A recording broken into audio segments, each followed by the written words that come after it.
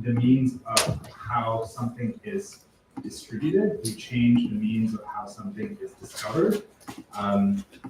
Because when you make it easier, 10x easier for someone to like make a video using your phone, you now all of a sudden have 1,000 times more videos than you had before, and now all of a sudden you have a discovery problem. And so, the emergence of mobile video created TikTok, right? And I think what's happening with software nowadays is kind of maybe following something similar to that trajectory. It's never been easier to build an app today. It's the amount of tooling, the amount of what's happening around us, the community and the tooling that's been emerging around this team has been really, really amazing. We're super, super lucky today to be joined by Flo. Flora is an interdisciplinary artist, and she is a student at, remind me again? U of T now. Yeah. What's the name of I'm in the iSchool, so the Information Studies program. Yeah, and has been playing around and experimenting in this space. If you haven't followed her on Twitter or haven't, you'll definitely be familiar with some of her experiments along those lines. I reached out a couple of weeks ago when I was watching all this stuff. It would be amazing for you to kind of run one of these sessions. So she very graciously agreed to do that. So today's session is going to be all about personal software. I'm going to hand it off to her. It's 7 o'clock. It's going to be about an hour-ish. Yeah. And after the session, we're actually going to have a collective discussion about like, what does this whole thing even mean? And get everyone's perspectives around it. We're also joined today by the folks from Tempo Labs. Where's Kevin? I'm here in the corner. Yeah. Tempo Labs is an amazing company in Toronto that is building tools for personal software. They're graciously agreed to join us and talk about what this means for them. So with that said, I will give it away. Thank you, Flora, and thank you everyone for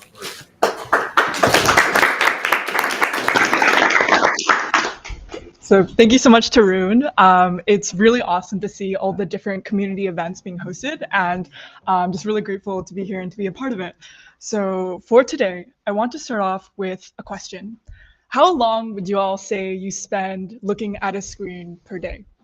Any takers? I know it's probably like 10, 8, 12 hours. Yeah. But the point is, from the moment that we wake up, we're switching between apps, clicking between interfaces, and typing into boxes. There. Oh, okay. There we go. Cool. Slides are fixed. Thank you for bearing with me. Our software tools are the place where we do most of our thinking and creating day to day. And when we think about the advent of personal computing, as it evolved, we became really hungry for apps. A few choice developers filled that need, and as software scaled, their companies and products catered to more users, more use cases, and more business interests. So the result? We get mass-produced software that's loaded, generic, and often inefficient for personal workflows. So take any widely used tool today. We have Microsoft Word as a prime example with ribbons on ribbons, Photoshop, Figma even. They're all excellent for solving broad problems, but as they scale, they accumulate features meant for everyone, but optimized for no one. So, what if we could rethink this paradigm? What if our digital spaces could be as personal as our physical ones? Not loaded with features we'll never touch, but focused on doing exactly what we need, exactly how we want to do it. You don't need to be a programmer anymore to do this. AI can help build small, focused tools that are molded to your needs, stay simple and focused, and grow and adapt to your workflows. So just like cooking, you don't need to be a chef to make a meal that's just for you. With AI, building personal software becomes more like cooking your own food instead of only consuming it. So I want to open it up to the crowd today. What's a piece of software that you wish existed, something built, tailored to your own workflows that you just haven't seen big companies tackle? Any takers? Please. A really good family tree app that uses AI to help people capture their stories before they pass. And then ideally, like there's a social graph, all your relatives, because really most people don't know who their relatives are past 2 or 3 degrees of connection. So I think it's a really, really sick family tree app would be awesome. That's a really cool idea. Actually, I want to point out really because I've been seeing you clicking into the timeline with the weightlifting app. That's been really cool to see, like a personal meeting. Do you want to say a couple words about it? Yeah, I just didn't like the weightlifting apps that are out there, and I needed something that offered stuff that was a bit more personalized to how I work out in the gym. So I'm working on it myself now. Yeah, it's very cool to see, especially with the computer vision. So I should all check out Rudy. But this workshop is about building the next unicorn, chasing a trend, or a super large startup idea. It's about making something that's small, personal, and useful for you or the people around you. This framework is about building with intention, whether it's for yourself or someone that you care about, and not for scale and not for profit, just for the love of making something that's uniquely yours. So I asked Twitter X for examples of personal software, and here are a few. So this one guy made basically a digital version of a 3x5 index card. That the night before, he writes down 3 to 5 things that he wants to do each day. And he said, like, it's really improved just the intention, having that piece of software that you can interact with every night before the bed, having it in the morning as well. Someone else made a plugin on Figma for choosing colors in under 2 hours using Cursor. So a small personal design problem that didn't exist before. And this one was really cute, but an AI-powered children's book maker made by Fake Twantu to generate personalized bedtime stories for his kids. So the lesson here is that the best personal software starts with a small but meaningful problem. So there's lots of different avenues that you can take, whether it's a web app, mobile app, or PWA. We could do scripts and automations if you're more technically inclined, browser extensions, plugins, or even CLI tools. So when we think about it, there's a few key principles. Having it tailored to what you need, so no unnecessary features, just the bare minimum to get it to be useful, and then you can build on top of it. You get more control and privacy because you own your own data and workflows. It's also an outlet for creativity and self-expression. You can build things that fit the way that you think instead of just doing a one-size-fits-all, like most of the software that we consume. And lastly, it can give you a sense of agency over your own tools. You don't have to wait for someone else to develop just the right thing for you. So with that, I'd love to introduce a framework that you can use for building your own personal software. When you start with finding the spark. So as part of this workshop, I would love to invite you all to pull out your laptops if you have them handy, and we can start crafting our own little prototypes. So the goal for today is, if you're participating, you'll walk away with something that maybe works, maybe it doesn't, but the point is you'll have started and you can finish it on your own time as well. So with that, I'd love to invite people to start thinking about a one-sentence idea. Like, I want to build a tool that blank. Like, some prompts are, what's a small or recurring frustration in your daily life? What's something that you wish existed but doesn't? Or what's a manual process that you do often that software could automate? Or if you want to think about it from the gift-giving perspective, what's something that someone you care about might really appreciate? So I know Omar's really into music. Would it be maybe like music scores, things to track chord progressions?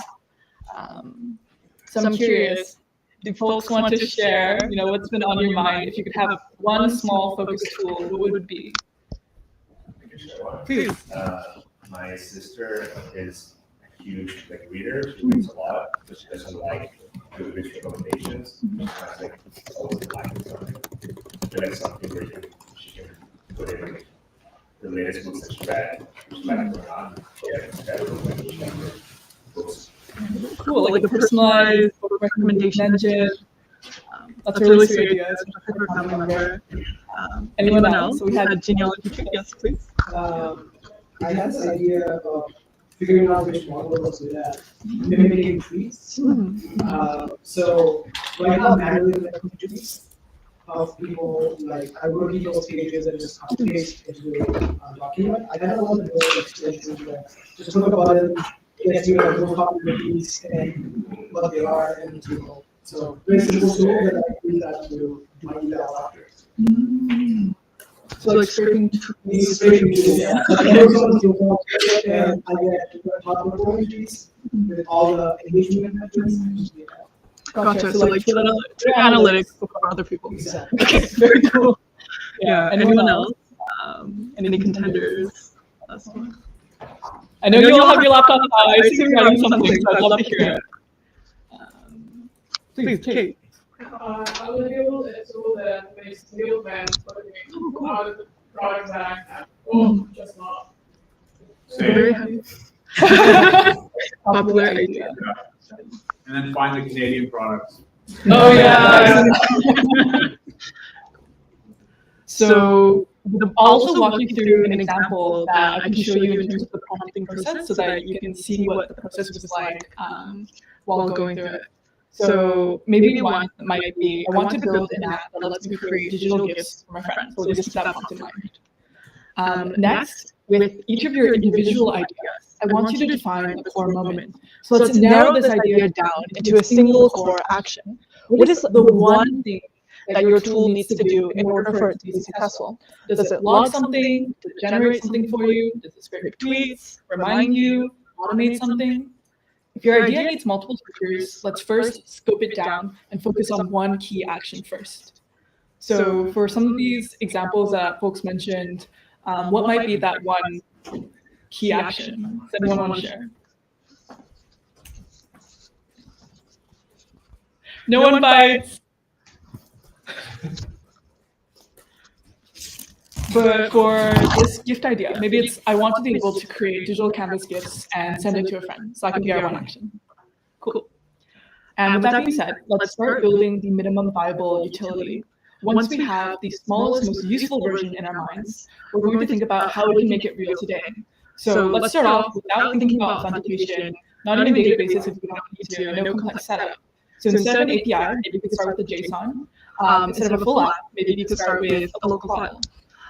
So with that, I'd like to introduce you guys to the concept of how to make good prompts for AI generation or code generation tools.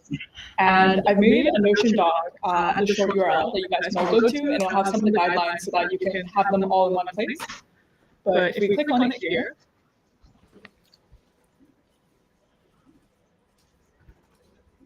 you're not sharing there anymore.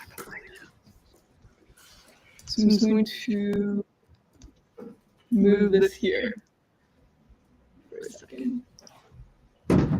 Once we have the core content down, you guys can duplicate the Notion file. And basically, we want to really flesh out this idea before we start moving to code generation tools. Something that I like to do also is to chat with this idea with an LLM to really flesh it out and see if there's any edge cases that I might have missed or considerations that I would want to keep. So I have a prompt here for you if you want to take some time to really dive deeper into it. It's essentially going to guide you through a structured conversation about your idea. So I want to build a blank that does blank so that I can blank, specifying a little bit more about who it is that's using it. So what context would you be playing with your tool, or what context would someone else be using it? Trying to understand the must-have features versus nice-to-haves, as well as the current workflows and why they don't work. So as we develop more of this context, it becomes really helpful for the AI because it'll only be as good as the prompts that you give it, right? So if you can provide more detail, then we can really put ourselves in a position that allows us to develop more of the functionality before we dive into the UI as well. So as we explore the idea, getting the AI to ask you clarifying questions so that you can first develop a better idea of what you want it to look like to fit that MVP while still delivering value. So once you've refined everything, then we'll start generating a PRD. And this is really helpful because I find that the more detail you're able to provide upfront about how you want to implement it, what are the tools that you might want to use, it becomes a lot clearer for the AI to execute on as well. So if you all want to pull up ChatGPT and make your PRDs, I've included some templates here. So things like, I want feature 1 because this, feature 2 because this, and then you can also include some information about whether it should be a desktop app. I do recommend doing web apps for V0, but if you're working with Cursor, you can also work on things like browser extensions, mobile apps, so on and so forth. And with that, once you have your PRD, you can start prompting with V0 or the tool of your choice. So there's definitely a lot of content in this Notion doc, so it's a nice little take-home exercise as well. But if you guys want to take some time just to really explore this idea and maybe have a conversation with either the person next to you or an LLM, please feel free to give that a shot. Can you pop up the short URL again? Yeah, for sure. So that's short url.at/drvsq.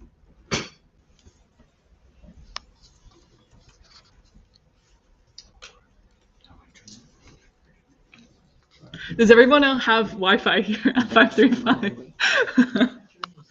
Anyone having Wi-Fi issues, just raise your hand. The Wi-Fi is Just studio. join the regular Wi-Fi. The password is 535 Toronto, all lowercase. Thank you. Oh, hang on. Choose requesting Wi-Fi password.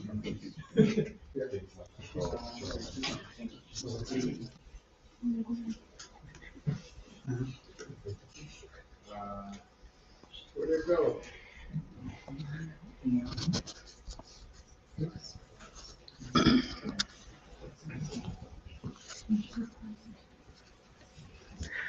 So as people are fleshing out their ideas, there's definitely a lot of content in the Notion, but if you want to just start with understanding like what are your core features, you can start with that one note and expand from there, because we want to make this something that's modular. You can keep building new features as you get functionality that's already built out.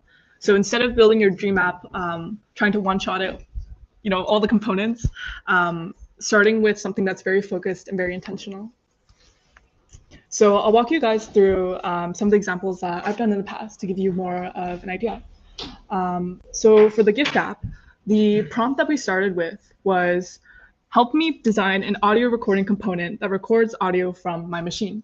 And basically my vision was to have a canvas that would have multimodal functionality. So being able to add voice notes, being able to add Polaroids, little handwritten notes and scribbles, but starting with audio first, because I want to get one component at a time and only move on when I'm happy with it.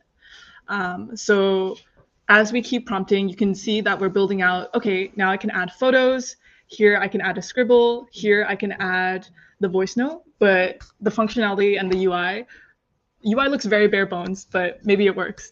So I think at this point, we just want to get to something that feels like you have a very like minimal function, and then you can always add on to the UI afterwards. So as we keep prompting, this is all still within V0, but we're seeing it evolve. So we're adding more skeuomorphic elements, and I find that V0 does really well with just images. So I would go onto like Google Images, be like, oh, I want a photo of a CD for my Spotify embed, so that you can see from just going from only icons to spending some time figuring out what I want it to look like visually. You can get really far with these AI tools. This is all in VR, right? Yeah, this is all in V0. So here, this is the point where I started to export it into my own IDE. We can see that, yeah, I have these different little widgets here. They work, so I can add photos, I can add notes, but in terms of styling, it's not quite where I want it yet. And you can see that with this, we're able to add things like drawings. But if you look here, like the alignment's all weird, there's stuff poking out of the modal. The UI doesn't look great, but what we're looking for right now is just functionality.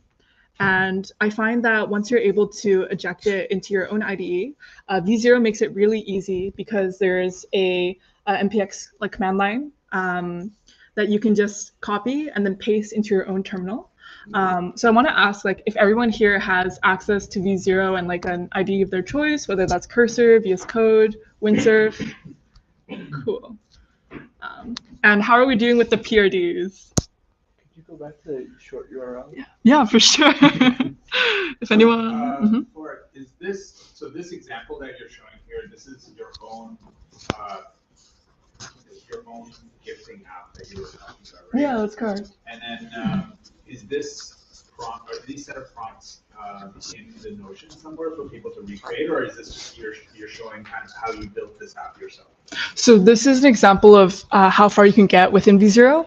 And then I can paste the chats as well for people to look at them. But it's really just like, hey, can you help me make an audio component? And then going back and forth.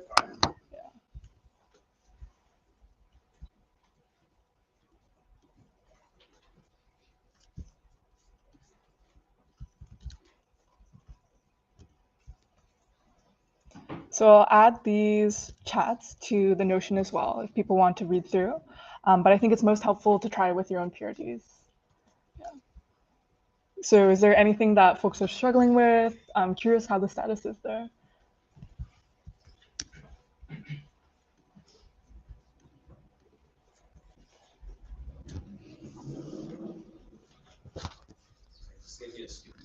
No, there's no stupid questions. Please. Yeah. Like, can you just explain like what is V0 and why I should use V0 over Cursor or just a chat GPT or something like that?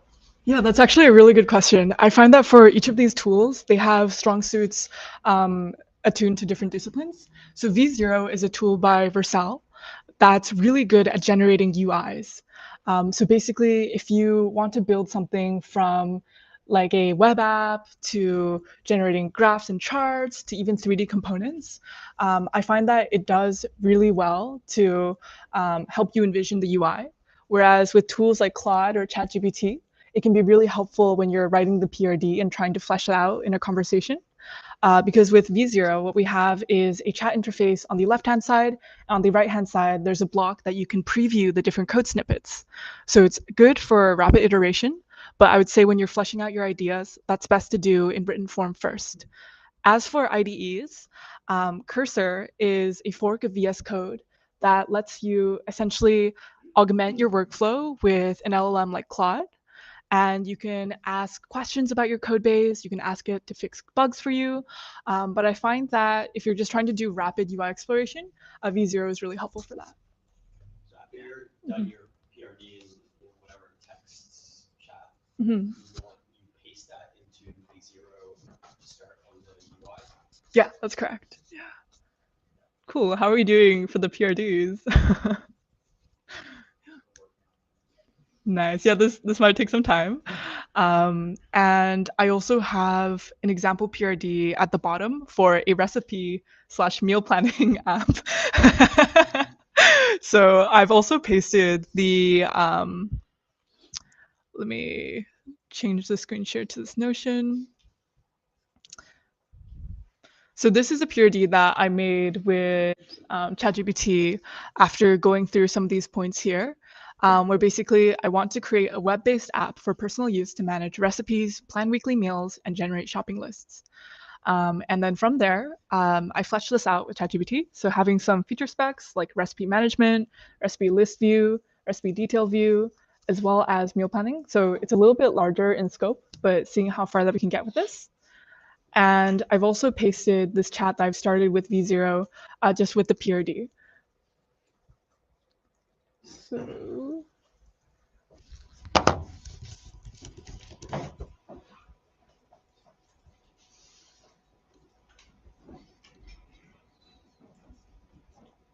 and as you can see, once we have the PRD, you can paste it in as the first input to your chat. And this is the one-shot generation on this side. So if we go back to the first version, you can see that it made something very simple. You can always style it how you want by specifying a specific CSS or Tailwind. But in terms of functionality, we don't have all of the pages built out yet. Plan meals, that just leads you to the file structure. But essentially from here, once you have the scaffolding down, you can go back and forth to build out the different pages and different features. So for example, I'm like, okay, now add recipes and planning. So you can see how the app evolves and how you can continuously iterate. So maybe I want to go back to like all recipes. Just a quick question. So I Yeah, actually for sure. just pasted the same PRD. Uh-huh. Mine doesn't look anything like yours, which is okay. I understand, right? But so what do you prompt to get the looks in, to get the colors in and whatnot? So for this, all I've put in is, I think, which should be in the Notion. So I've specified like the fonts, like Playfair display, some of the color hex codes as well. So you can be as descriptive as you want to be, and then, okay. Yeah. I'm actually really curious what you're seeing. Is that with the same? Is there an option to get out of dark mode? You can ask it to toggle and change. Yeah.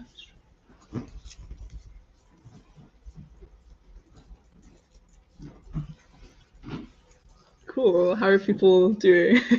Yeah, so I have my recipe manager set up, and I don't know if it looks exactly like yours. I don't have the calendar function, but Mhm. It just, I guess I have to, it's put into a scout the app itself, which is really cool. Yeah. It looks and feels very, very similar to yours.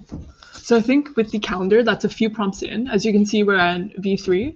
I find that when I'm playing with V0, I can often get to like 100 versions just by going back and forth. And, yeah, V100. Like, there's definitely some pretty crazy stuff that you can do. Like you can use React Flow to create flowcharts. You can use Three.js for 3D implementations and visualizations. You can make shaders with V0. Like if we go into my library, let's see what we'll find.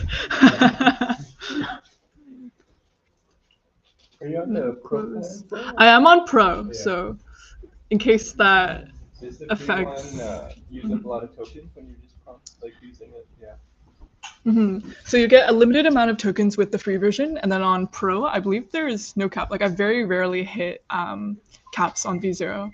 But let me see if I can find some of the interesting things that folks have built using V0. Like there's also a really great community page where you can just fork things. Here people are like making visualizations and shader-esque things. Someone made like a whole 3D video game in it, so I was very perplexed. Um, let's see. I was working or like revisiting the Giftbox app just to see how far I got with V0 before moving into my own ID. So I believe I've added this to the Notion if people want to poke through. But basically, you can just see it's a lot of back and forth. And in terms of debugging, just trying to describe like, okay, here's what's going wrong, and here's how I might try to solve it. I find that sometimes you can feel like it's hitting kind of like a circular reasoning. You're like, oh, hey, this is going wrong, and it just gives you the same solution over and over again. So with that, I would recommend getting creative with your prompting, like, hey, please go for a walk and consult your senior engineering manager and report back to me once you've thought this over very deeply. Or you can try to like figure out the bug on your own by reading through the code base and then describing like, okay, here's what I might try. And I find that that can be helpful as well in unblocking yourself. And the way that V0 works with web apps is that it's built with the Next.js backend, and it actually abstracts away certain types of files. So if you can't see like the global CSS and you want that, you can just ask for it, and sometimes it'll show it to you. But I will note that I feel most comfortable after exporting it into my own ID, because then you get a lot finer control, and it's a lot easier to edit as well. So I'm curious how folks are doing with their own generations and PRDs. I know it can definitely take a while, because for some of my own personal projects, what I like to do is just like sit down at my laptop for like 11, 12 hours and hammer something out. So I'm really curious what we're able to do in the time that we have together. Yes, please. Oh, that's awesome. Do you want to show us? It's like flip around your laptop and discuss. So my thing was, I like to meditate, and I Awesome. found the most effective thing for kind of habit tracking is a thing on Reddit called Expect. It's like a great put an X every day. I find like the visuals with a bunch of X's is really motivating. So there's this library called Rough.js that lets you do hand-drawn animations. So I wanted a digital version that still has the like, physical X thing. So I just made a meditation tracker. You guys have anything like I can write today's date. 10 minutes should be like twice better, but it's not bad.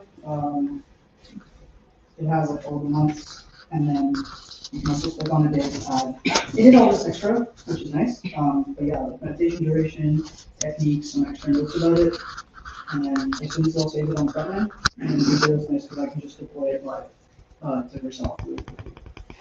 That's awesome. Thank you so much for sharing. Yeah, could I grab your name as well, please? Okay. Okay, it's a pleasure to meet you. Milan, do you want to share Yeah, something? just a question. Did you also build right now? Is it connected to a database as well, or is it just built from it right now? I'm curious. I assume it's all front end. Okay. I don't think V0 can connect to a backend. Yeah, currently you'd have to use Supabase or like whichever DB of your choice, and then link it through environment variables and like add it to a project. But everything else is in local storage until you export it for now. But it's possible to do that? It is possible. I believe if you pay for Pro, they'll open up environment variables. I'm not sure if that's on the free plan as well, but Okay. I'm curious. Yeah. Okay, awesome. Very nice.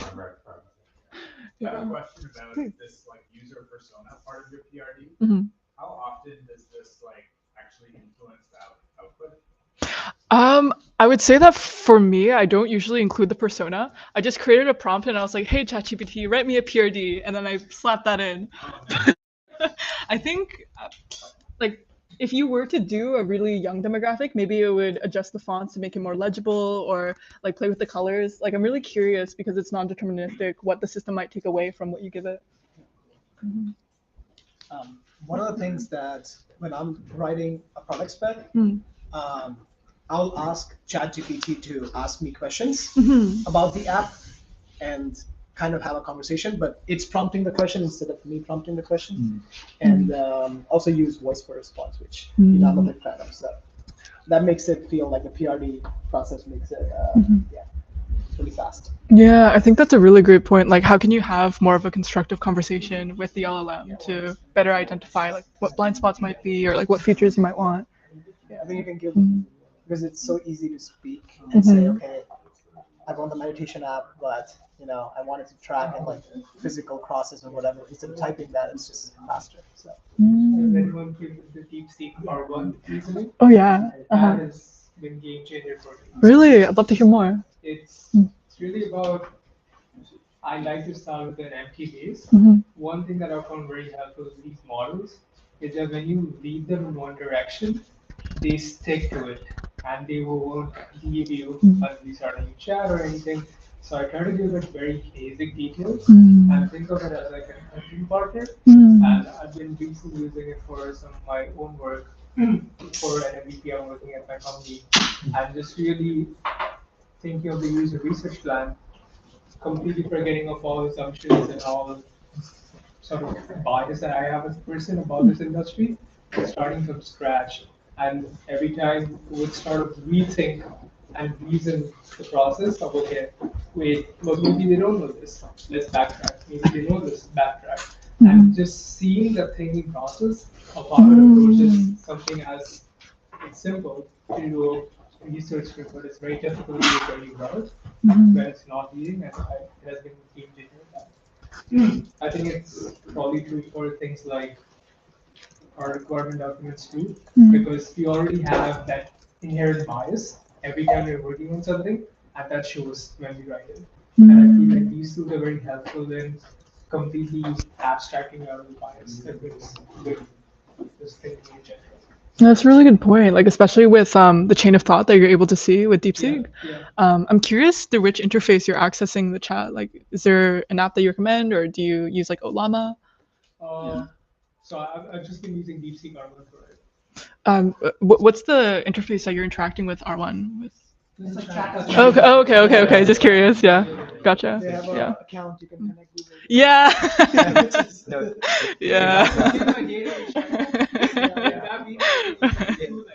I recorded it 3 days later. No, if you have Perplexity Pro, they hosted their own model of DeepSeek on the US servers. So I've been using it through Perplexity Is it Pro. working? Because they didn't have chain of thought when I tried. No, it shows the chain of thought. Yeah. Oh, nice. It goes through it fast because Perplexity is meant for searching, not necessarily LLM stuff. But I've been using LLMs through Perplexity just because I have access. Oh, that's very cool. I mean, you can run it locally too, right? But that one's dumb. Like the 7 billion prompts, or right? bigger version, but I need ran those NVIDIA and The fat GPUs. I ran the 7B and I gave it a programming lead code problem, and it was just running for 10 minutes, and it was just wait again, and it was just waiting all the time. So it's like a human. Yeah. Oh, one of the things that sorry, go ahead. Please. Yeah. Does V0 let you pick the model that it uses on the back end? No, so V0 I believe abstracts it away, but can the tool speak to this? Any chance? Does V0 let you pick the model? That it I don't uses believe on the back so. end? No. Yeah, if you're using the AI SDK, you could change the model, Okay, but you'll have to provide your own API key. that's fine. Yeah, just like different models have different. Oh, sorry, different wait. prompts for something. Sorry, I misunderstood your question. Yeah. Under the hood, it's using like a bunch of models at once. It picks whatever's going to be the best outcome, but you can't actually change the model yourself. Sorry, I misunderstood. Yeah. I think you can do that with cursor though. Yeah, you can with cursor. So these VRs are because like plus something means a lot of information. The more one knows free, the less information you get, the better it is free. Yeah. Because reasons through. Correct. That makes sense. Yeah, considerations of context. Milan, did you want to say something earlier? Yeah, so when you run across a bug, Mm. one of the best app that I've found, which is free, it's called Repo Prompt. And you can take your code that's from V0 or anywhere, you can download it. And, or if it's already in your system file, it's great. Mhm. But you open Repo Prompt, you can select the folder, and it will give you the entire file tree. So now you can select which files you want to input in the prompt. You can add system instructions, and you can click on the file tree, so it will also add that. And it will create this big prompt for you.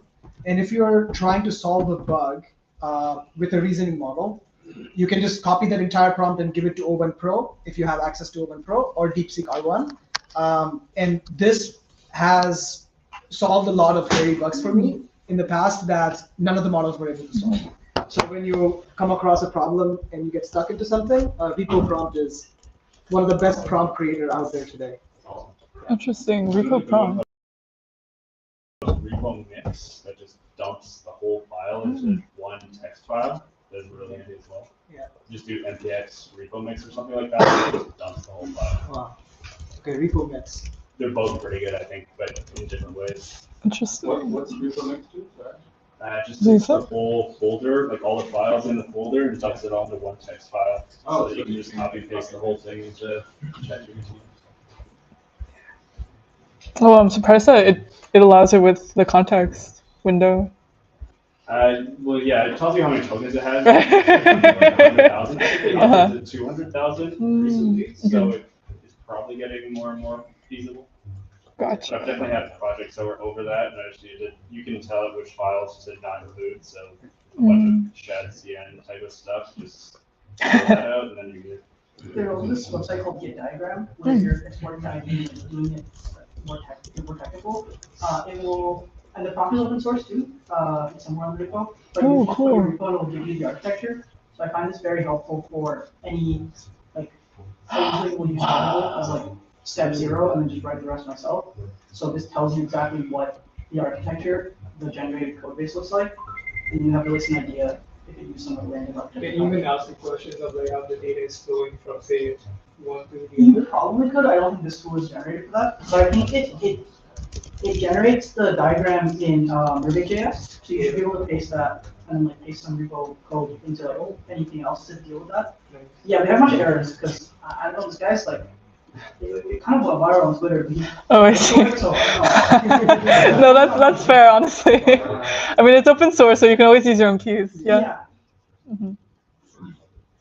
Well, Yeah, any questions? After you got your V0 prototype, Mhm.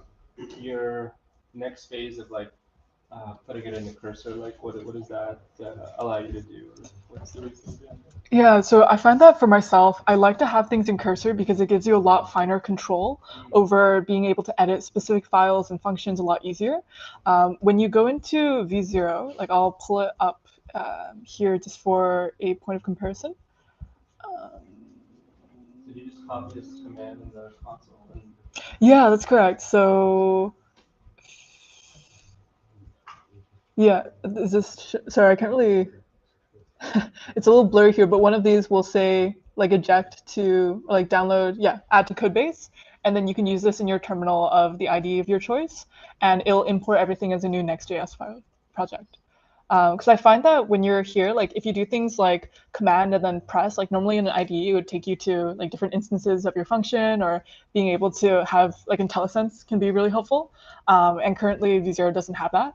And I also find that sometimes it can be a lot easier to debug when you have just like finer control and being able to like select certain points, maybe chat with Claude in the like AI chat or composer of Cursor as well, and that can be helpful. And it's just like finer control overall. Yeah, so some of these tools are very good at saving CSS pretty well. One thing that I've found that has been a risky choice for me is that it's not up to date with the latest versions of Fusion. Like before? I had a funny thing recently, working for the design component, Mhm. and I was like, hey, this is not working. And its answer, remove all 50 lines, put one variant, and it's like, it's working now. That's way to get no bugs. Just like a human, you know, just clear, burn everything down. you're following the AI. But yeah, Hmm. I think that would be the next big step is, I mean, you already have tools that serve the international-based versions, but within these tools having an integration of searching, okay, what's wrong, get the right documentation. Because even though Cursor has a documentation pages, and I bet it chat CM, table, I don't think it remembers everything. Mm. Yeah, like limited context windows. Yeah. I'm curious how your own project is going. Would you like to share? It's coming, it's it's preview is streaming. Whoa, okay. Very cool. How is everyone else doing it? Is there anything that you're stumped on or anything that you've gotten to work? Very curious. Yeah. If you want to React. Mhm. I wrote something. Yeah. Oh, cool. So it's sort of an espresso journal. Oh, cool. Yeah. So this is very MVP. It's a curve Wow. at this point. Yeah. It's just enter your bean type, your grind size, your dosage, log the time. Maybe it could be a stopwatch. I know a lot of baking skills have that, but might as well track it. Your basket size is your single, double, bottomless. Actually, this is not right. Single and double, and then it's bottomless or is it a pressurized water filter? What is your water temperature? Maybe your pressure as well. Your notes, tasting greater of 5, then you log it, and then it shows up on the calendar here. But the idea is to A, have one single piece of log all of it, and B is being able to analyze trends. Oh, Okay, wow. like maybe at these measurements and these variables, you said that this was good, and at these variables you're not getting the best results. And I was also thinking we could connect it to like an API. I tried looking for it. They don't really have coffee supply APIs. So you can look at all the coffee bean suppliers and hey, this is the coffee bean that I'm using. Maybe I can get some base data from it. So I can then be like, okay, this is the best recommendations for using this type of bean or this type of bean and so on and so forth. So that's not MVP. So yeah, that's what I have so far. That's very cool. Coffee journal for the win. Yeah. What would be some like next steps that you want to add? So you mentioned the API. Is there anything with the UI that you'd want to see? For sure. This thing was pretty decent, I would say. Yeah. I just said make it look like coffee, make it playful, retro. I really like the design language you have, so like, newspaper display. But yeah, I would say something like Arc, Dark browser. I really know the design language, playful animations, like you had a good brew, something nice coming in. But it's all those slight details that really encapsulate a good experience. I would say those would be the next thing. Obviously, quality of life experiences, automatic validation of things like mean type, recommending you as well, depending on your inputs. Maybe this is where you could use NLP APIs to track all your inputs, aggregate them, and be like, okay, you got all this. From what I know, this is the best way to provide it. That's super cool. Yeah. I spy a Pomodoro timer over there. Fad, do you want to share? True. Oh, yes. A Pomodoro timer was created. That's very cool. I was trying to customize it in Cursor right now, but I wanted essentially to create like a project list and then be able to track how many Pomodoros a specific project has. And I'm not sure if it does that, but I'm trying to test it right now. That's very cool. Like, how did you go about with the prompts? I'm curious what the process was like. Yeah, I took your PRD and I put it in ChatGPT, and then it asked me a bunch of questions, and then I responded, and then I created a PRD, and then I just threw it into V0. Sweet, very cool. Very cool.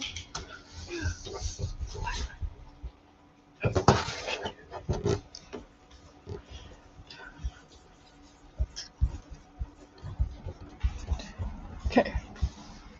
Awesome. So I'm going to go back to the slides, but I'm curious if folks want to share later as well, anything that you struggled with or something that you're proud of that you were able to whip up. It'd be really cool to see what people were able to work on.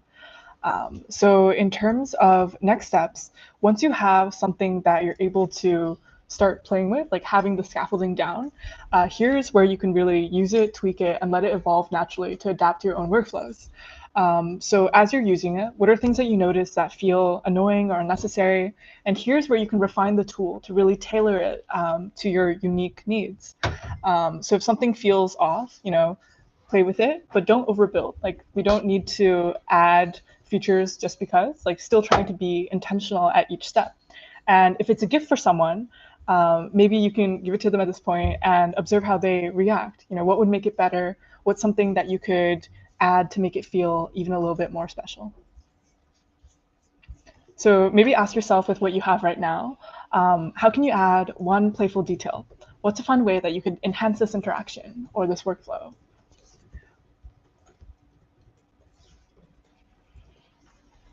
And once you are able to keep iterating on it, you can decide whether you want to keep it just for yourself or if you want to share it more widely as well. So not everything needs to be public. Some tools can be just for you if you want them to be. If someone asks for it, consider making it available through hosting it on Vercel or deploying it otherwise. And if it's a gift, maybe you could package it up in a way that makes it feel more special. So a private link, a surprise message, or even a QR code on a physical card. So I'm really curious, did anyone here end up making a gift as part of their personal software? So I know we talked about like the reading thing for the sister, we have family trees, cooking. Yeah.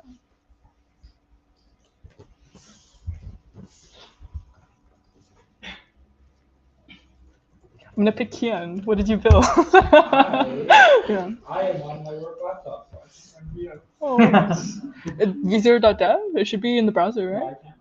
Oh, really? Oh, no, I'm sorry to hear. Yeah. So is Visa mostly for web apps then? Mostly for web apps, but I know some folks can try making like mobile with Cursor if you like replicate it. Either use like React Native or even Swift, but copy pasting and syncing between Xcode. Yeah. I remember seeing this one Twitter post. I don't know if all people might have seen it. This guy made like a whole. It's like a to-do app, but it's like very intentional with the design. Have you seen it? Yeah, are you talking about Josh Wolk's? Yeah. To-do app. And he did it completely using Cursor, but it was all like typical lame to-do apps. And, like, it was very intentional in the design, like origin-based pattern, but also just felt very wholesome. And being able to do that with more experience in engineering is pretty cool. Josh is an excellent engineer. I love seeing his little experiments. They're very cool. Josh Wolk. Design nerds. We've got a group chat. But yeah, anyone else want to share like maybe something that they're struggling with or something that they're really enjoying, or just like what does it feel like to get to try making your own software? Cool. I'm curious. What are people building? I'm just curious. Like, does anyone want to share like what they I'm building an application for running like I'm a pianist. Oh, cool. Like a 4-part harmony in the classical method. Because I've tried every single way of learning music harmony, and they all suck. I don't like any of them. But in the books you have to write them in, and I wanted to, yeah. But I've tried it before, and I keep getting a bunch of error messages. I'm curious what the error messages look like. Like, what are methods that we could try to debug them? Well, I mean, this is what happens when I've used the AI tool before. It's like I don't know if I'm ever at a dead end because I don't know anything about software or coding. So it'll be like, oh, I can try a different approach. It's like, sure.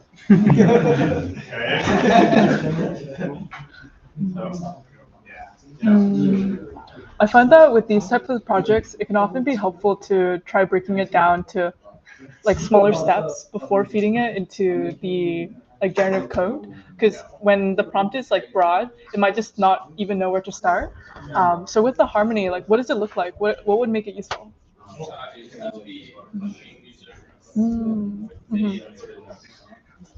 Interesting. So with would the sheet music be interactive? Like, I wonder how we'd want to render that. Okay. That's very cool. Yeah, I find that what might be helpful is like starting a chat with ChatGPT or something like, oh, if I wanted to visualize sheet music in the browser, what are methods that I'd be able to try? Like, would it be Would I want to try like image imports or like PDFs? Mhm.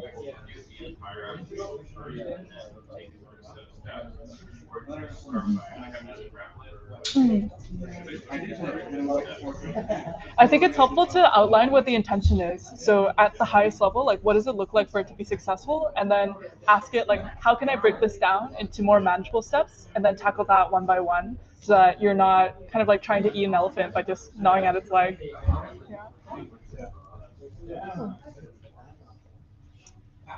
Cool. So in terms of the framework, I like that people are just hacking around. And I want to open it up for people to either share or keep working on whatever it is that they're building right now. But in terms of what you can keep in mind when you're building your personal software, you start off with inspiration. So you're finding the spark. Let's let Flo talk. Thank you, Mal. I appreciate it. So to conclude the bit where we're yapping and looking at the projector, I'm going to open it up afterwards for people just to either work quietly or talk to each other about what they're building. So some key points to keep in mind. One, find the point of inspiration. You know, is it a problem that's recurring? Is it a gift that you want to make for someone? Or is it just something that you want to try tinkering with? So really understanding the why of what you want to build. Defining the core action of what the software should accomplish and trying to make that as focused and as intentional as possible. Understanding what the minimum viable utility is. So what is the smallest action that this can do that would make it feel successful to me? How can I keep paring it down such that I can keep iterating on it and expanding features as we build functionality? And lastly, you can decide to either keep it for yourself or gift it to others or spread it more widely. Because I think a lot of the best tools are built when we start small. So thinking, you know, what's something I might want to use, what's something my community might want to use, what's something my friends might want to use, and seeing how needs naturally evolve. And the best thing about personal software is that it'll adapt to your workflow. So if you ever want to add another feature, you can go back in and either work with the code base yourself or maybe prompt for a new iteration. So the world is your oyster. And I want to leave you with this thought. The OS is currently bound to metaphors of the office, the desktop, files, trash. But what if personal software could make it look like it came from the garden or the workshop or cozy sitting room or forest? What are other metaphors for computing that we can explore?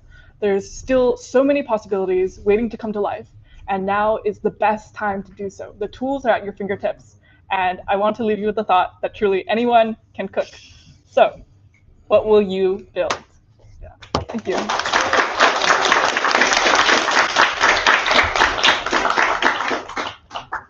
Thank you so much, Flora. This was really, really cool.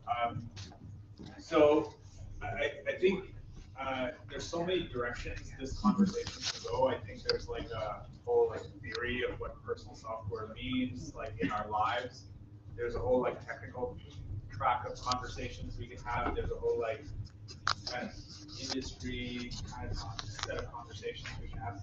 I thought maybe it would be good for someone, maybe like Kevin, building Temple Labs, to talk a little bit more about how you guys are thinking about personal software, about the types of questions your users are asking you, and give us a little bit of insight into like what are other people thinking about, and how does that inform how you're building your creative tools as well?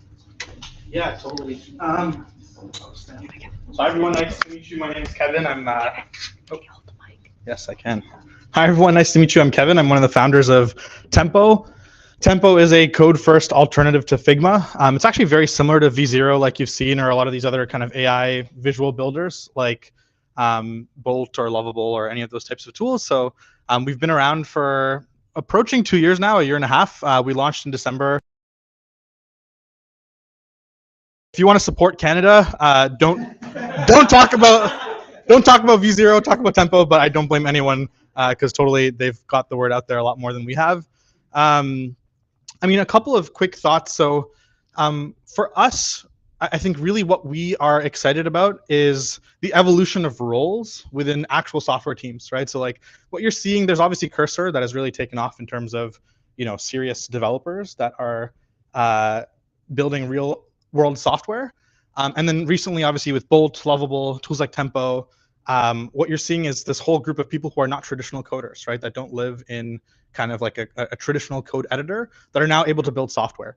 Now, the limitation of all of these tools is really twofold. One, most of the time you're seeing people build toy apps, right? They're not building really like production grade software that is kind of in the context of a real team. And I think that there's a whole bunch of discourse around what that is and why that is the case. But what we're really excited about is how the role of the PM and the role of the designer is really evolving. And what we're really focused on is collaboration, right? So like when you think in a real kind of software organization, the only place that collaboration really happens is basically Figma and design primarily, right? Maybe a little bit of Linear and Jira, but for the most part, it's kind of Figma is where a lot of the collaboration happens. And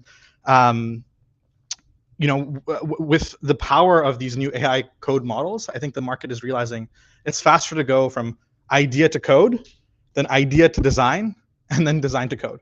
And I think the core problem with a lot of tools, including V0, is that they're not collaborative in the same kind of nature of a tool like Figma. So again, we're very laser focused on building a real alternative and competitor to Figma, but built for real software organizations. And so it's interesting. A lot of these like non-technical people will come to our app and they will build things and be like, "Oh man, this is really cool." But we're starting to see this interesting thing like Git is like a really key part of our app, right? We've built very deeply around Git, and a lot of the non-technical Bolt Lovable users who come to Tempo, they get confused. They're like, "Oh, what is Git? How does it work? What are these branches? Do I have to push? Do I have to pull? Like merge conflicts? Oh my god!"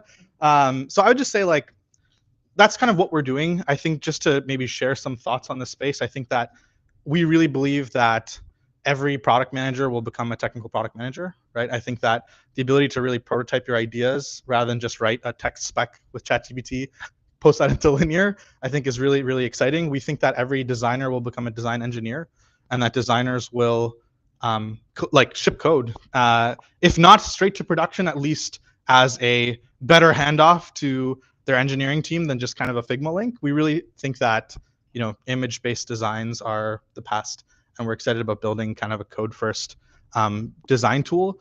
And the last thing I'll say is I think also engineering is also evolving where, in any software organization, engineers, like only about 15 to 20% of the code that they write is actual IP for like that business, right? It's usually a lot of boilerplate. Like my co-founder and I, we spent the last 5.5 years building an AI ads technology company, which we grew pretty large, but like at peak we had like 60 engineers, and only 15% of the code we were writing was like unique to our business, right? The rest was the same boilerplate front end data engineering, CRUD database pipelines that everyone writes. And so in the long run, we really, really believe that there's the need of the engineers not going away, but it's just the focus is going to shift from boilerplate code to like true IP. And we think that the front end for the most part for 95% plus of B2B SaaS companies is boilerplate, and it's actually PMs and designers who will generate the majority of the code. So that's kind of what we're focused on. Oh, and the last thing that I'll say is like, as much as maybe we're not super focused on like the non-technical user that has been seeing a lot of like superpowers with tools like V0, what I will say is that I do think that the same way Shopify made like creating an e-commerce business super easy, I do think that AI is going to make creating a software business super easy. I do think that it's tools like Tempo or V0 or Bolt or Lovable, like this category of players that will be as effectively like Shopify for software. I think that there's a whole bunch of things that need to be built in the next year or two to make that vision like truly a reality. And yeah, we're super excited about that. And yeah, please support Canada, support Tempo Labs. Our product is actually genuinely better. It's rough around the edges because there's a lot more surface area, but actually is genuinely better if you spend the time to use it. So. I have a question on this, looking at it. It's very cool. I was wondering, I don't know, I could find on the website, is that, let's say, we currently have a design system in place. Is there a way to, say, import it, repackage it up, we import it in Tempo, and we can do our workflows up there? Is that a possibility? Yeah, we build very deeply on top of Storybook, which is also something none of the other companies do. So as long as you have like Storybook stories inside your code base, when you hook up your repo, in the assets tab, just like you would see components in Figma, you'll actually see all of your stories, all the variants right out of the box. So is there anyone here that is like using V0 and or Tempo or any of these tools in their like work settings that can talk about maybe how that's changed your workflows as well. Because I think there's two things that you're mentioning here, Kevin. One is like there's a tool that enables anyone to create, and so it creates this new category of software that we're calling personal software. But then that tool also just makes collaboration between designers, PMs, and developers a lot easier. So can anyone else talk to like how that's changing in their teams? Yeah, so one of the things, I have a company called Keyflow for people who don't know, and we are building AI workflows and automations in our platform. But some interfaces that you can quickly create by building a workflow with inputs and outputs. But some customers who come to us, they have this very niche need, and our platform can build the backend APIs, but it doesn't have the interface. So I go to V0, or I even try Tempo, and we're trying to create front ends that are very, very quick, and then take it off the platform like you did to Cursor to kind of polish it out at the end. And that has helped significantly in creating new kind of customer value that just never was possible before. Because you would go and you would want to build custom software for people. You would have 3-month, 6-month, just like a timeline with consultancies, or that's just a whole different process. Versus now, within 3 weeks, we are building out pipelines, we are building out a quick Vercel application, deploying it, and it's a personal software, so we don't get charged too much. Our entire backend is our compute, so we are saved on that. And Vercel is free for hosting just the front end. So we have done that in production and has been very helpful. Yeah, these kind of tools. And very profitable. Very profitable. That's great. We also have someone here from Vercel itself. I didn't mean to start it. You guys want battle royale? You can. Do a jiu-jitsu battle or something. But yeah, so Endo is a design engineer at Vercel, working on V0, if I'm not mistaken. No, I am mistaken. Okay, great. Why don't you introduce yourself and tell us a little bit more about how folks at Vercel are thinking about this whole movement?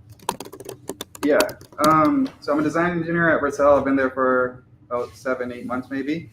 And I'll share 2 ways that we're using V0. That's really interesting.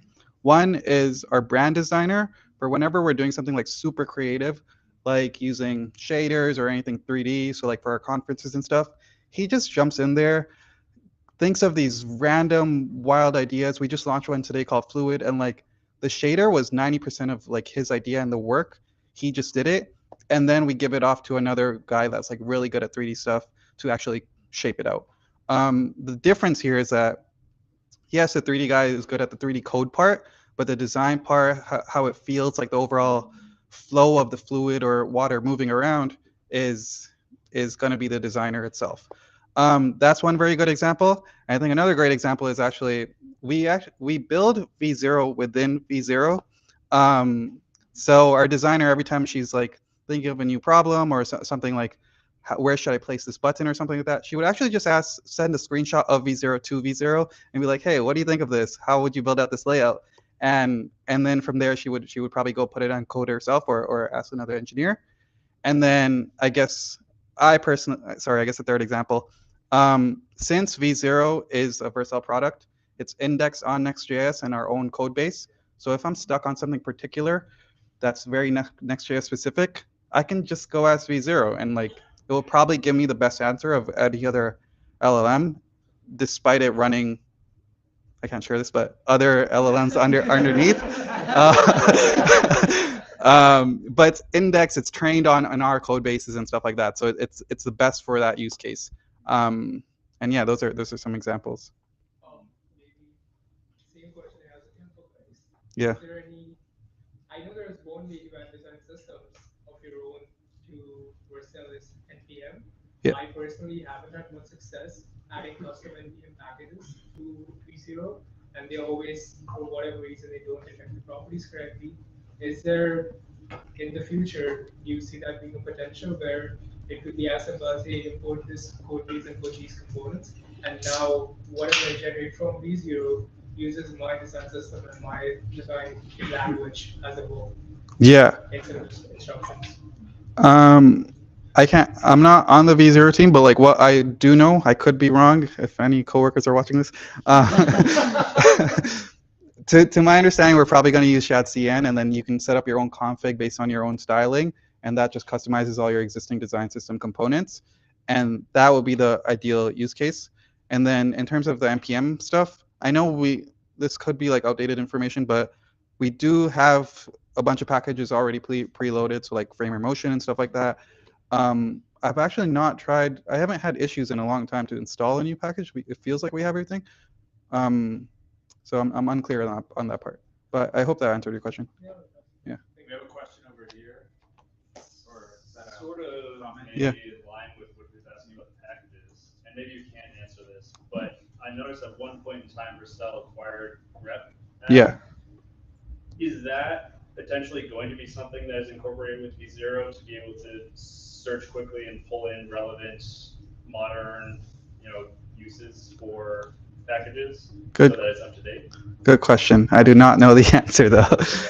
We did make a sick logo for it though. I thought I was like, oh, that would be like perfect for just being Yeah. able to pull in the proper content. Yeah.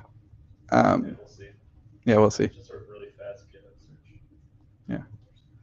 I have a question, quick question. From what I've seen and read and like played around with, these tools are really good for like rapid prototyping.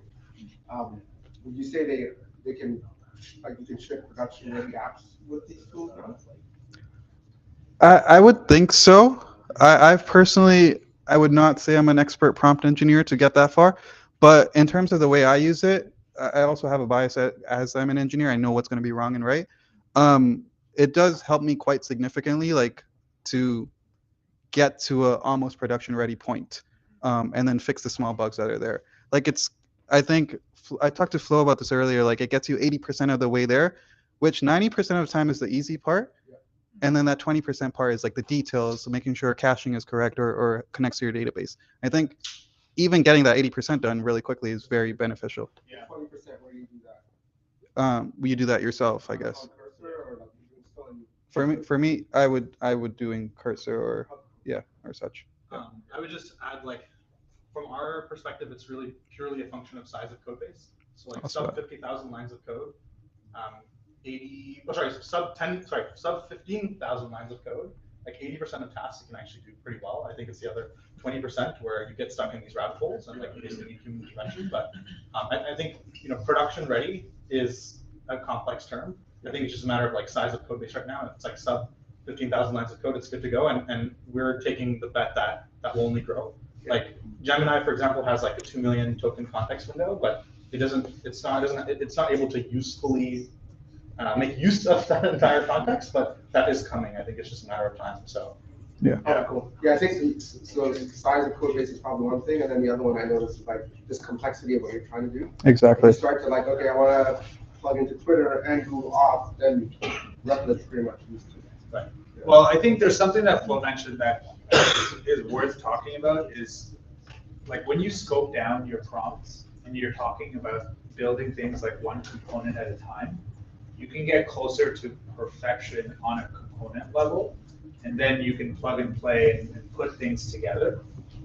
Right? When you start to build an entire, my experience is like when you try to build an entire app, like PRD down, without having kind of like data structures and all like the components of it figured out, that's where you end up with issues where like when there's a bug, it's really hard to debug it, right? Like that's the problem. It's not that like the code is bad per se. It may even be better than you writing it manually, but it's just really hard to debug because it's completely automatically generated.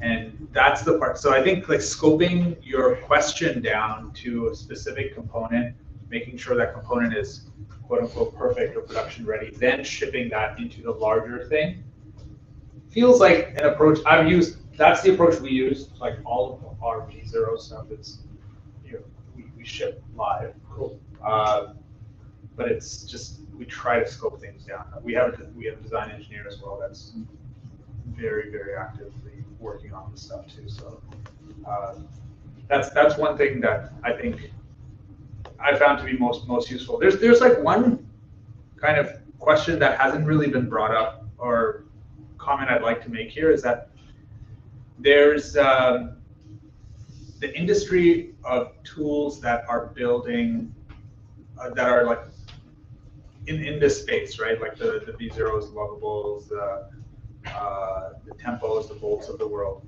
They're all building around React, right? And so React is this like component architecture that the industry is sort of settled on. I think the founder of Vercel kind of he made an interesting analogy the other day on Twitter. He actually called it the Linux of front end, right? I don't know, it's not a perfect analogy, but it's basically like the standard now. Like web development has kind of normalized around React as the standard for how you define your app and how you build components, because you can take a component and you can extract it and put it somewhere else, and it will just work as long as the props and stuff are all done properly. So without React, this would have been much harder to do. The other thing that would have been much harder to do is without declaring your styling next to your code, right? Without Tailwind, it would have been very, very difficult for you to create, like the AI to know that, hey, make this box green or change this visual styling, because it would have to go to a CSS file and then find the selector and then all of those are just like places where errors can happen. So I think that's like an interesting thing where like, that's why it's taken off in web and maybe why it's not taken off. I mean, mobile has other issues as well. You're missing TypeScript. Because if you have TypeScript Right. and typing inside, if you use something like Cursor Composer, it can see its own linting errors and keep iterating on it until it fixes it. And I've seen that helps, boil down 80% of the bugs that the agent would create if you just did chat. And that saves them a lot. Yeah, no, that's really interesting. So, sorry, we're building like React only, but the funny thing is like for the persona of users that are killing it with these tools, which is non-technical indie hackers, I actually think of language like Svelte or SvelteKit, like actually in some ways could be better because it's easier for them to read that code, understand. If you're a junior developer or not a technical person, like, React is a little bit more complex and terse. Right. What I will say is that like what our perspective is that like the React ecosystem is just like so large and has so many, like has a moat around it in terms of like the ecosystem and community itself. And I just think that as much as these other frameworks might be like easier or better in different like Vue and SvelteKit and stuff like that, I think that the incremental value add is not large enough for the ecosystem as a whole to kind of like migrate. So React is like very sticky. It's very hard for people to move there. Yeah. Does anyone have any other thoughts on like how this is going to evolve and where this is going to go in 5 years? One thing I wanted to add to the agent stuff is React, TypeScript, there's a lot of data on it, so that's why LLMs are really good at it. When I was building a macOS app, I had never built it before 3 months ago, and I'm close to finishing it right now. And the whole thing is fully working with LLMs is how I've done that.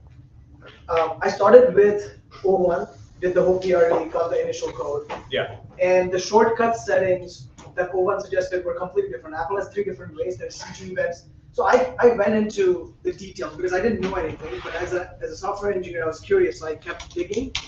And the global event capture seemed good. And I was adding a new feature recently. And I had this whole process, but then I have instructions file with a very brief explanation of what I'm building. And then I would have a feature to add, and I would describe that feature just verbally and then get it to write a PRD on that feature. And then I would just go to instruction, I would say, okay, build this out.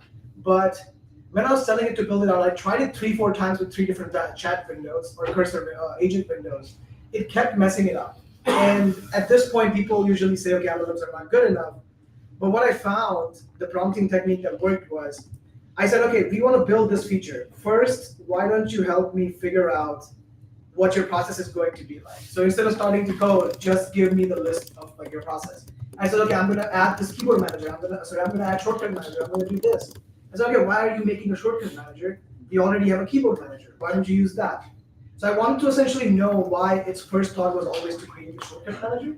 So I added reasoning to it, to my own prompts, and I was using O1 Mini at this point because Cursor had that integration. And it was able to kind of say, okay, yeah, we already have a keyboard match, I could use that. And I was able to build that feature out.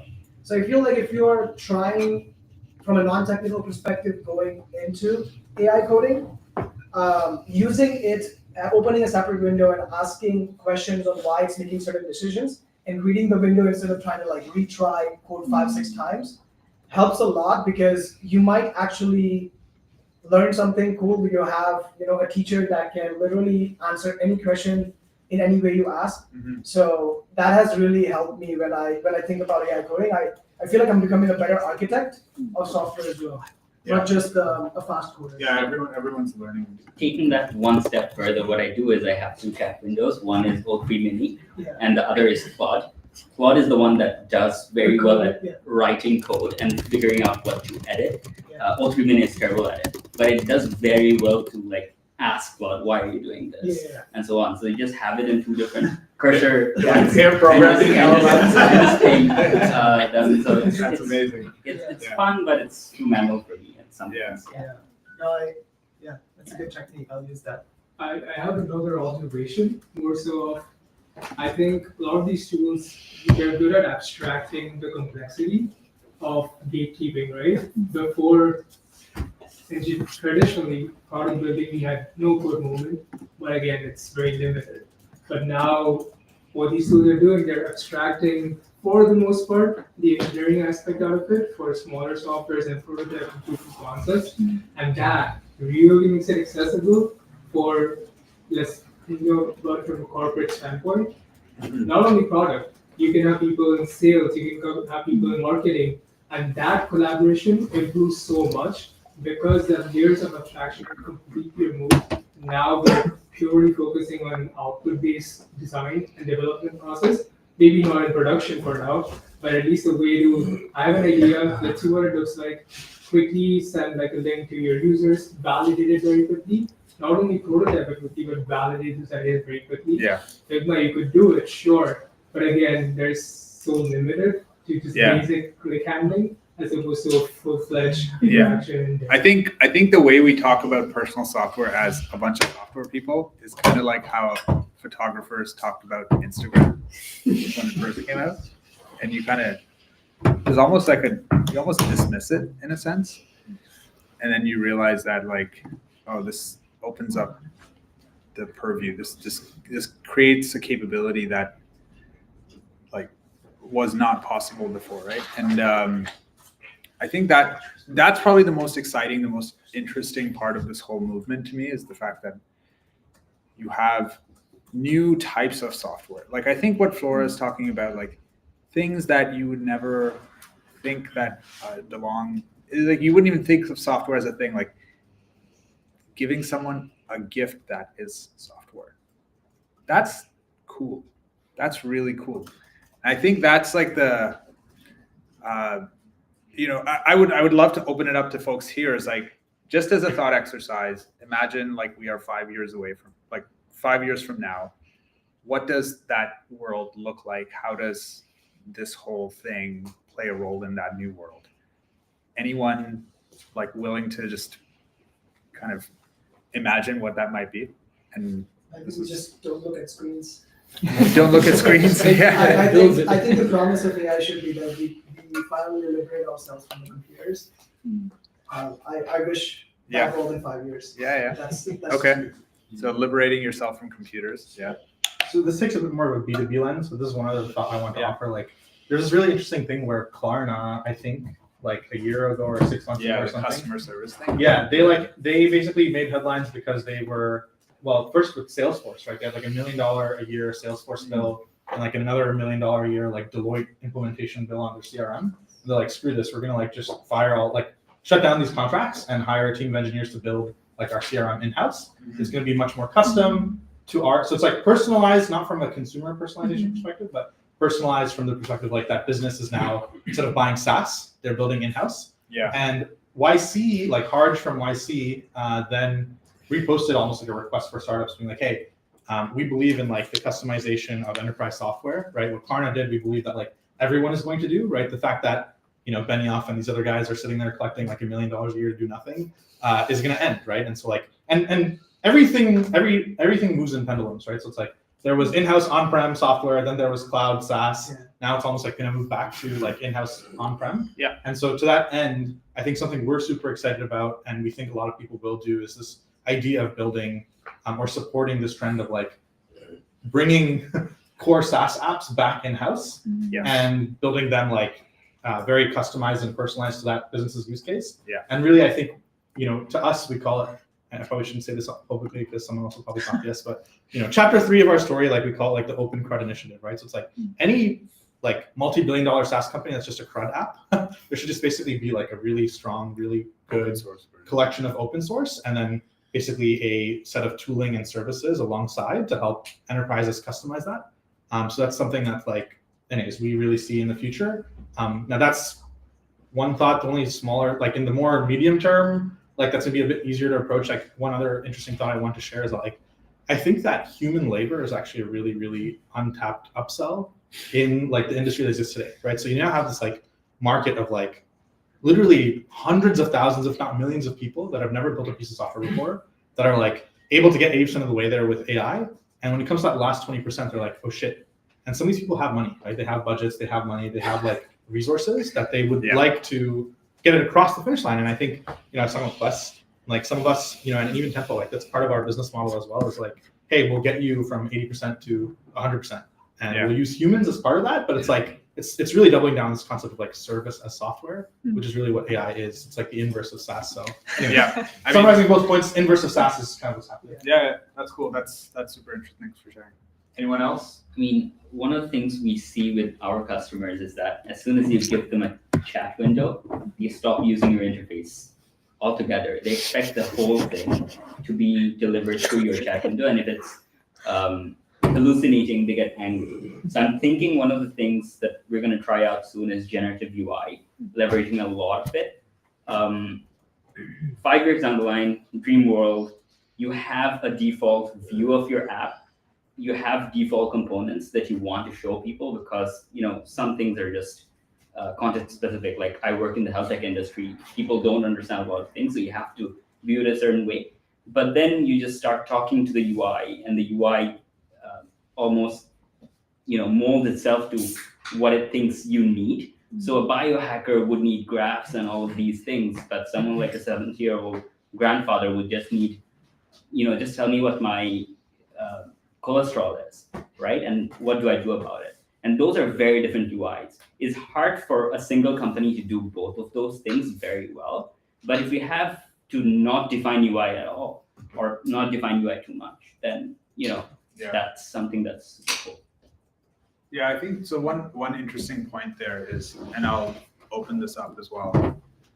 So like common thing in any technology trend is like you take the new thing and then you apply it to the old thing, and you're like, you end up saying like, hey, you have this chat thing. Okay, like let's attach it to the CRUD database that we have, and so it can ask questions from the CRUD database.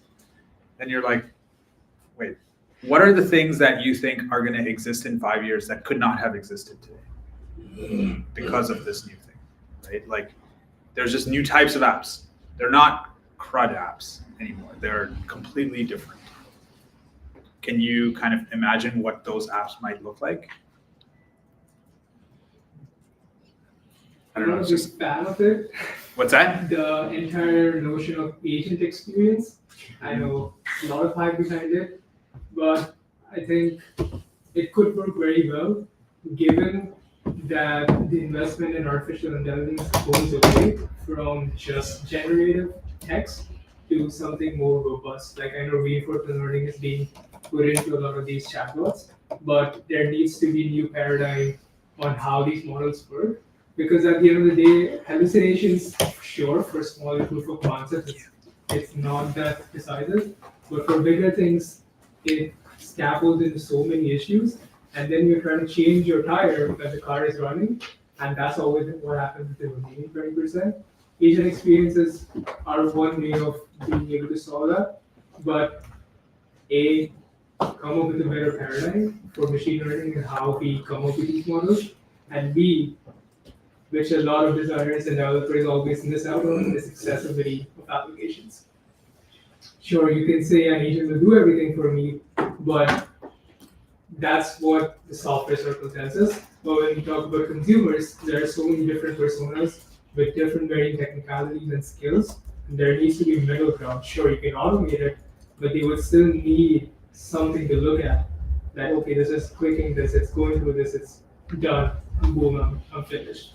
And so it's a level of personalization mixed with agents is what could be the future, but the level of abstraction that these agents get access to depending on the persona and really personalizing your experience to so much technicality, their skill level or their power user.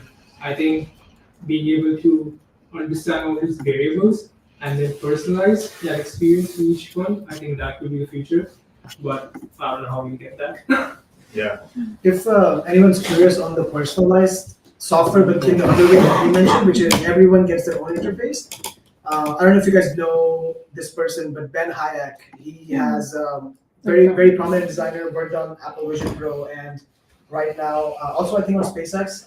So he has a whole talk on how AI is an unbounded UI problem, and we don't know what the apps of tomorrow will look like.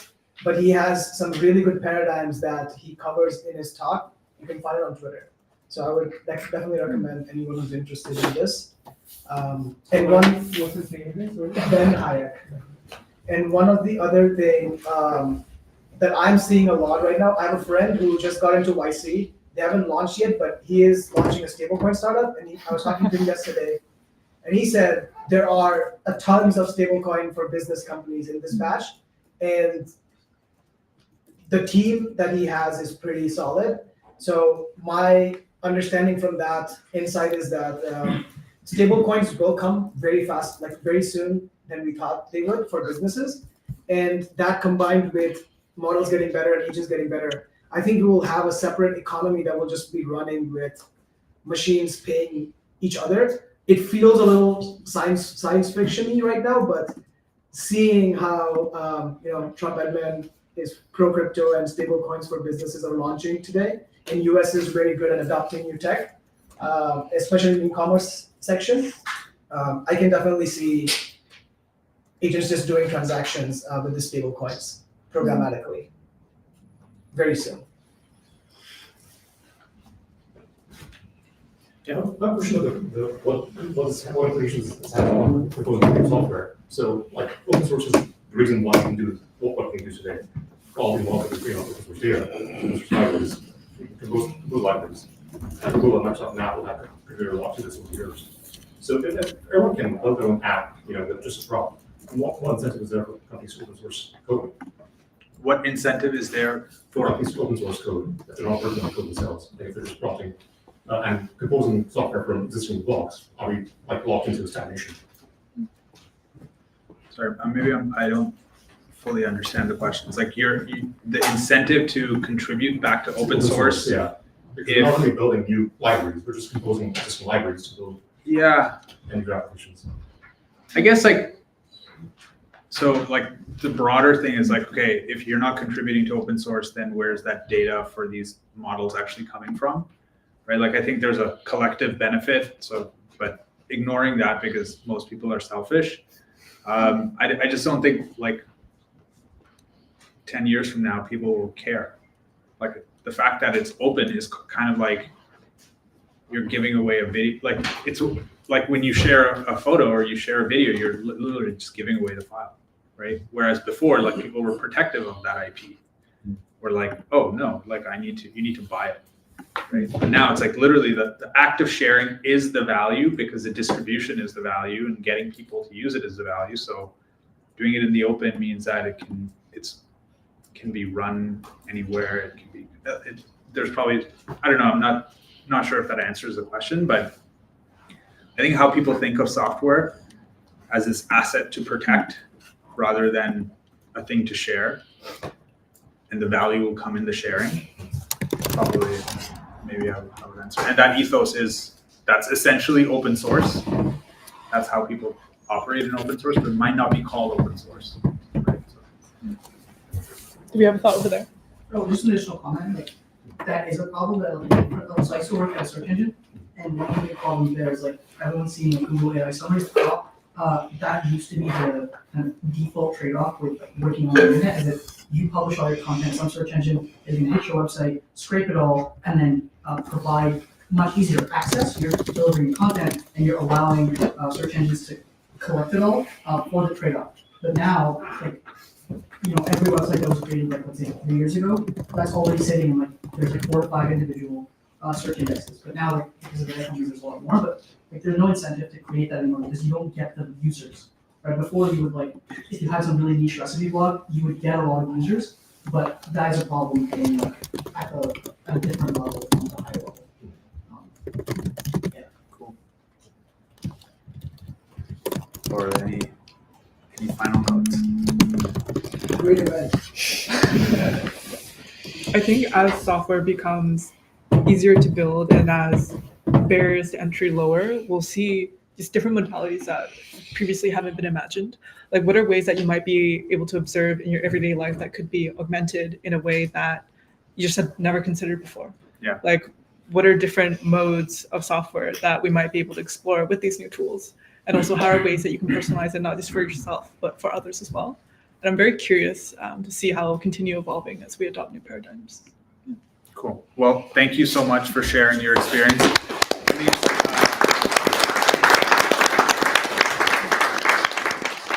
I'd encourage you to keep sharing your stories, your development, your building in public in this way. I think it's amazing. I think a lot of people are learning from this.